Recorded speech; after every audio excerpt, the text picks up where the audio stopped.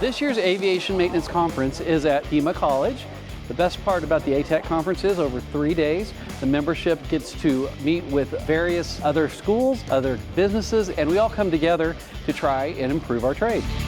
This is my 3rd year at ATEC, so all the experts in the field come and get together and they share experiences, and we do seminars and we get to meet and greet all the different A&P programs all over the country.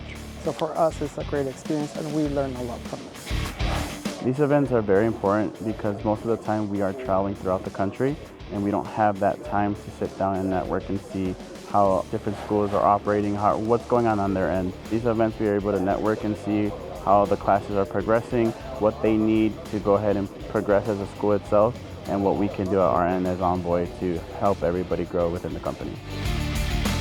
Anyone interested in becoming an ATEC member can go to our website. We actually have a plethora of information on the website that includes a member directory as well as a listing of all the Part 147 schools in the country. For someone that's fresh out of school, start with a regional airline before you go to a mainline.